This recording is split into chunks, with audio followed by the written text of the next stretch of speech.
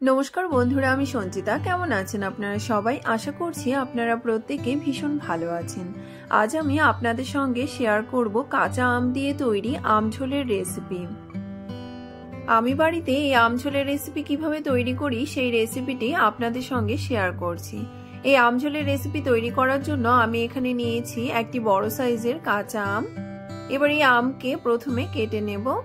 আপনারা যদি চান তাহলে আমের খোসা কেটে বাদ দিতে পারেন। আমি এখানে খোসা শুদ্ধই আমকে কেটে নিচ্ছি। আমি এখানে আমকে লম্বা পাতলা পাতলা করে কেটে নিচ্ছি।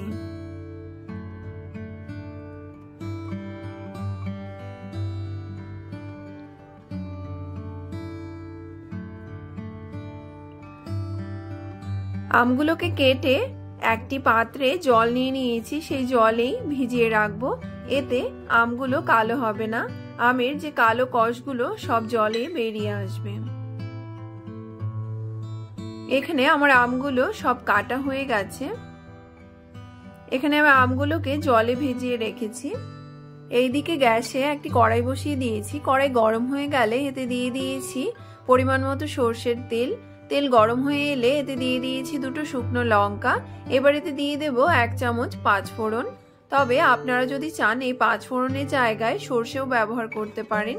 এবার এই শুকনো লঙ্কা আর পাঁচফোড়ন থেকে যখন সুন্দর গন্ধ বেরিয়ে আসবে তখন এতে কেটে রাখা আমগুলোকে দিয়ে দিতে হবে।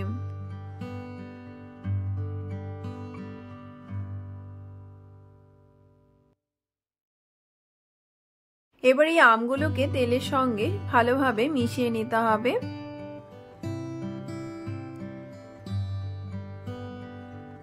এবার এই আমের মধ্যে দিয়ে দিয়েছি স্বাদ মতো লবণ আর দিয়েছি সামান্য হলুদ গুঁড়ো।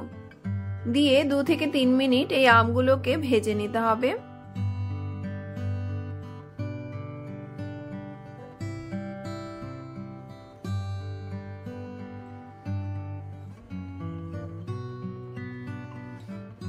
এখানে আমগুলো সুন্দরভাবে ভেজে নেওয়া হয়ে গেছে।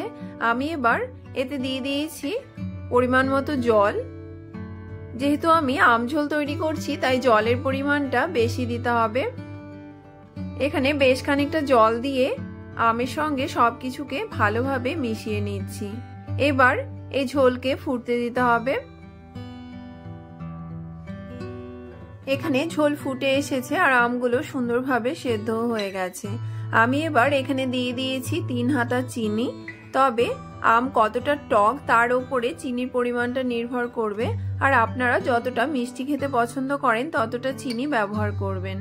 এখানে চিনি দিয়ে ভালোভাবে আমের সঙ্গে মিশিয়ে নিচ্ছি। আর এখানে আপনাদের দেখিয়ে দিচ্ছি আমগুলো কতটা সুন্দর সেদ্ধ হয়েছে।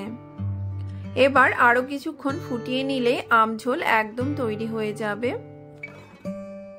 এইভাবে 4 থেকে 5 মিনিট ফুটিয়ে নিলেই আমঝোল একদম তৈরি হয়ে যাবে। এখানে দেখতেই পাচ্ছেন আমঝোল একদম তৈরি হয়ে গেছে। আমি গ্যাস অফ করে দিয়েছি। এবার এই আমঝোলকে একটি সার্ভিং বাউলে সার্ভ করে নিচ্ছি। আপনাদের যদি এই আমঝোলের রেসিপিটি ভালো লেগে থাকে তাহলে আপনারাও এইভাবে বাড়িতে এই গরমে আমঝোল তৈরি করে খেতে পারেন। আমার চ্যানেলটি যদি আপনাদের ভালো লেগে থাকে আমার চ্যানেলটিকে সাবস্ক্রাইব, লাইক, কমেন্ট এবং শেয়ার করতে ভুলবেন না যেন। দেখা হবে আবারও কোনো নতুন রেসিপির সঙ্গে। এতক্ষণ আমার ভিডিওটি দেখার জন্য আপনাদের অসংখ্য ধন্যবাদ। ভালো থাকবেন, সুস্থ থাকবেন। ধন্যবাদ।